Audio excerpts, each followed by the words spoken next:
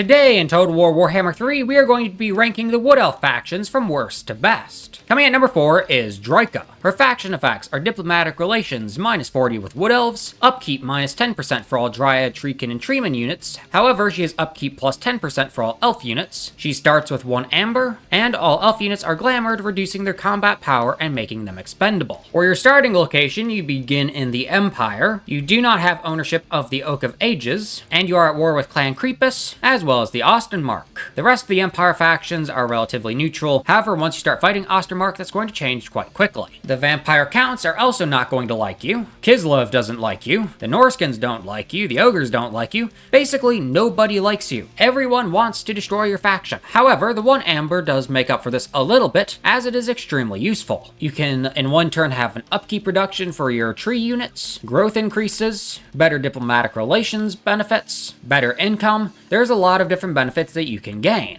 One of Draika's unique mechanics is that she can recruit wild spirits. This includes stuff like malevolent dryads, but she can also get wolves, cave bats, manticores, hawks, feral bears, and giant spiders. And of course, recruiting the wild spirits is quite helpful for building an army quite quickly. However, the reason that Draika gets the number 4 spot is her starting location. The Empire is going to dislike you. The Vampire Counts are going to dislike you. Everybody in the entirety of the Empire is going to dislike you. You are going to be in more wars than you know what to do with, and you're going to have to be fighting on more fronts than you want to fight on. Coming in at number 3 is Durthu. Their faction effects are passive ability Wrath of the Wood for Ancient Treemen, attribute Mastery of the Elemental Winds for Ancient Treemen and Embedded Spellsingers, attribute Wallbreaker for Ancient Treemen and Treemen units, and for Lord effects, all units in her army are immune to attrition, all Forest Spirit units get an upkeep reduction of 30%, Treemen units get Annoyance of the Nettles, and Treekin units get Resplendence of Luminescence. Inside of the campaign, you start off in the mountains, you are at war with the Karak Norn, and you hold the Waterfall Palace,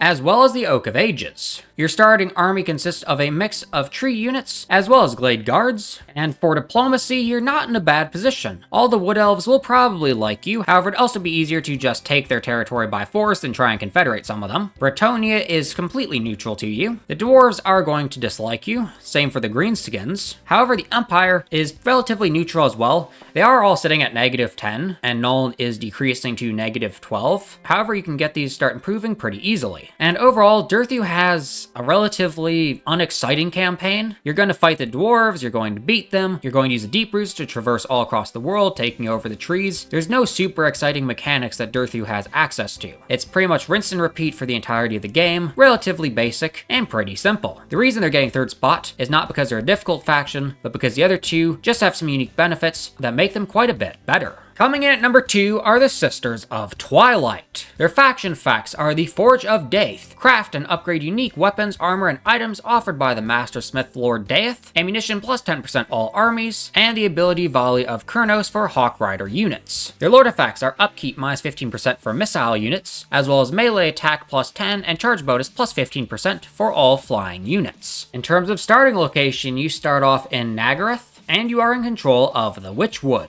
You are at war with the Dracula Coven, and the rest of the Dark Elves don't like you that much. However, if you take care of something like the Slaughterhorn tribe and try and get some non-aggression packs, you could possibly change that. The Greenskins as well as the Dwarves don't overly like you. The Daughters of the Forest are slowly improving, but they also don't like you that much. However, the Exiles of Nehek are relatively neutral. And then at the Forge of Daith, you can choose various items as well as effects. Some of these items will improve casualty replenishment rate, research rate, or reduce upkeep for all the units in the army. Blessings, these all take the form of various abilities, each one lasting for 5 turns. The most powerful one being Dragon's Breath, which enables flaming attacks for all elf units, and also gives you the ability Vol's Hammer during siege battles. Overall, the Sisters of Twilight have a relatively simple campaign. It is made easier by the various effects that you can get from Daith, as well as all of the unique items that you can create. You're going to have to be very careful protecting your own territory, but once you get started, and once you have a decent number of armies that you can send all over the place, there'll be very few factions who will be able to stand against you. And coming in at number 1 is Orion. His faction effects is he enables the unique Wild Hunt event, upkeep cost -8% for Orion's army for each act of war, as well as an upkeep cost -4% for all other armies for each act of war, campaign movement range plus 50% in Wild Root stance. His Lord effects are passive ability Guardian when Ariel is embedded into his army, and weapon strength plus 20%, as well as charge bonus plus +8 for all cavalry units. For your starting location, you start out in Bretonnia, and you own the King's Glade as well as the Oak of Ages. The Wild Hunt is on, which means that you get a cooldown of 10 turns for the Deep Roots teleportation. All lords in office receive stronger bonuses, campaign movement range plus 25% after raising a settlement, and then speed plus 50%, melee attack plus 10, and charge bonus plus 15 for the faction leader. Now the cooldown minus 10 for the Deep Roots teleportation is probably the most powerful out of all these effects, because what it allows you to do is you can take a lord, you can create an army, and then you can just send them pretty much anywhere in the world that you want